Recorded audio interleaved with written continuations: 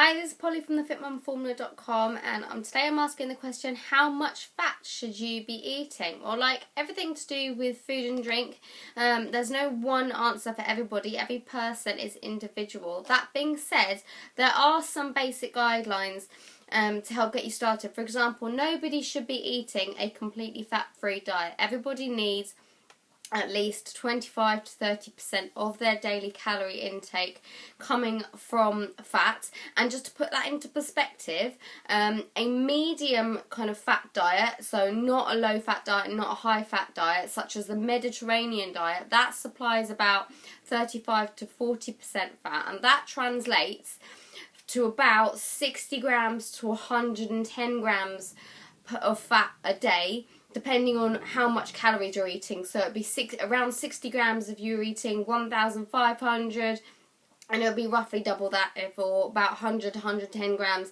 if you were eating 2,500 calories a day. So it's done on a percentage of your overall diet, as well as looking at the total grams. And to be honest, most people though don't they don't track their macros, and they don't count the grams of fat in their food like strict athletes and bodybuilders might do. Certainly people who are following the Fit Mum formula, you're much more likely to see the fat that you eat as part of a meal rather than tracking a number. So that's how I'm going to be talking about it today. Now, there's a few different types of fat.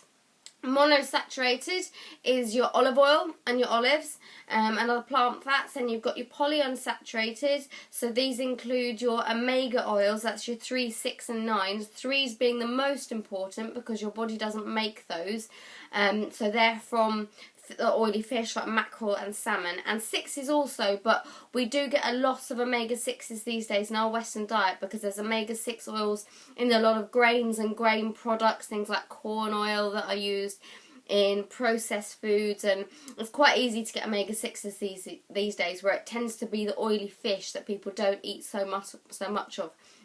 So that's why we press the importance of omega-3 fats, and if you really don't like oily fish, take a supplement because they're the ones that people tend to be lacking. Omega-9 is an important one, but our bodies can make it, so again, we don't need to focus on that one quite so much. Then we've got the saturated fats. These are the animal ones, and also there's a couple of plant ones, coconut and palm oil as well. Now, we used to think that saturated fat gave us heart disease.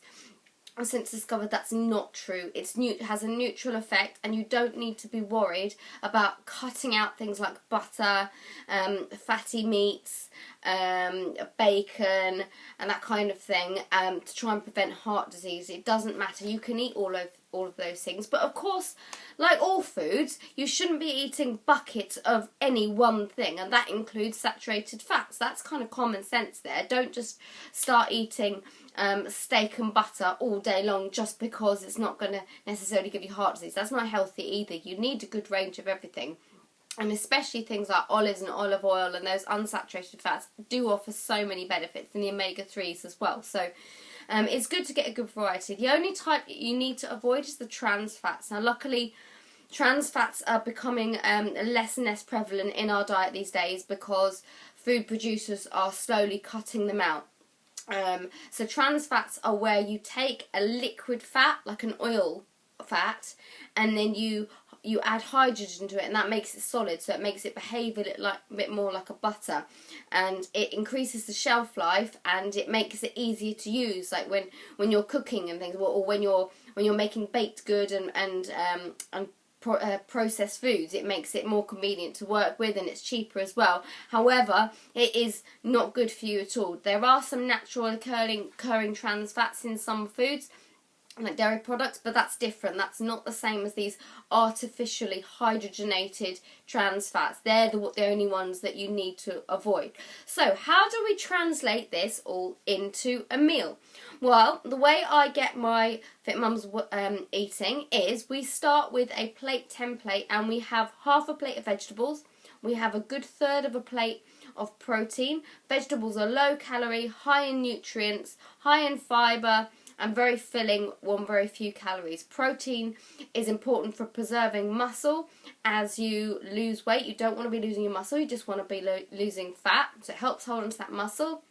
helps recover muscles after exercising, because of course if you're embarking on a healthy lifestyle, that probably is going to involve more exercise than you were previously doing. And it also is the most filling macronutrient, gram for gram or calorie for calorie. So protein is really, really good at keeping you full and quenching those hunger pangs. That's why we keep protein high as well. And then finally, the only two things left are carbs and fats. And when I say carbs, I mean starchy carbs, because fruit and vegetables are carbohydrates as well, so are dairy products. So when I say carbs, I'm meaning potatoes, rice, oats. Some people you could say bananas are quite a starchier fruit as well. So all of those more carb dense things that you traditionally think of as carbs. And then we've got fat. Now obviously, as I've said, you don't want to cut out fat completely, so that remaining portion that you're eating in all of your meals, it's a case of, right, do you have fat, do you have carbs, or do you have a mix of both? Now I like to vary this up. I'm quite good now at just knowing how I feel. So I feel actually, yeah, I need some more carbs today, or actually I don't need some more carbs, but I think maybe I'll add some fats as well. So you could have, I would like to have my carbohydrates, and most people will find this as well, around your workout. So let's say you do a workout straight after the school run, after you drop the kids off at school, or maybe even first thing in the morning, or you go to the gym on your way to work. I would want to have more carbohydrates in that breakfast, and maybe I'll have a slightly more carbohydrate snack afterwards. Or if I did a workout late morning, I would have some more carbs in my lunch. And because I'm having those extra carbs, I would have less fat. Also, because otherwise if you're having everything, you're going to start adding more calories. But also, this is where it gets sports science nutrition-y, fat slows down the absorption of food. So by adding fat, you're going to slow down the absorption and the breakdown of that meal. Now, in ordinary circumstances, when you want to stay full longer, that's a good thing. But if you're eating straight before, straight after your workout, you want all of those nutrients and the energy from the carbohydrates to get to your muscles as quickly as possible.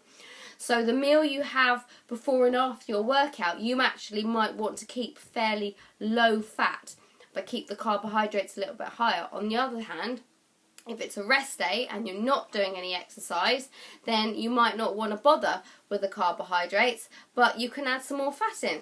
We've got a friend coming to join. Come on, Bella. So, let's think a couple... Alright, okay. So let's translate that into a meal. For example, let's talk about a chicken salad. Now, basic chicken salad, you've obviously got your chicken part, and then you've got your salad part. So you've got your leafy greens, maybe some chopped up peppers, some cold vegetables, whatever you want to throw in there. Now the next decision is, do you add some fat or do you add some carbs? Now if you add some carbs, some cold brown rice would be nice. A little bit of sweet potato, maybe a piece of toast or some oat cake, something like that. On the other hand, if you're going to go for the fat option, some avocado is delicious, some olives, or you could do a mix of the two. As I said, it's totally up to you. There is no right or wrong, and that is why no one meal plan will suit everybody. But basically, you've got a guideline there. You want to keep your vegetables high, you want to keep your protein high, and then the carbohydrates and fat, that's where it really gets individual according to your needs, your schedule, when you're working out, how intensely you're working out, and ultimately what you feel best on and what keeps you feeling with your energy high and your health good and you feel full. And you're just generally feeling awesome. So that last little bit is where we get a little bit more flexible. But I hope that's helpful. Don't cut out fat completely. Have a good variety of all different fats. And maybe have a little play around as to how much fat in each meal works for you. Do some bit of experimentation. You know, do you prefer more carbs around your workout, or does it not even matter to you? To me, I feel better, but maybe it doesn't make a difference to you. So have a little play around, see what works for you, and I hope that was helpful. Say bye, Bella. Bye.